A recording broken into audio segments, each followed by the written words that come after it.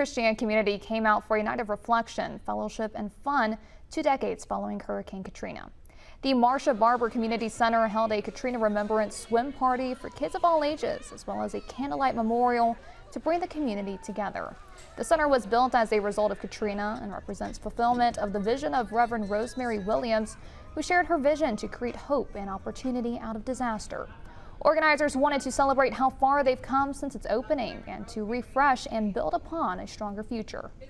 That is what this center represents, is that resilience. And the resilience as we move forward with the center to make it bigger, better, and stronger for our community and for all of you. One of the visions of Miss Reverend Williams was that the community would have a safe place to come, that they would be able to do activities, to have fun, to learn, and to grow. And that's what we've tried to do with the community center since then. The center is named after the wife of former Mississippi Governor Haley Barbour, who helped rebuild South Mississippi after Katrina.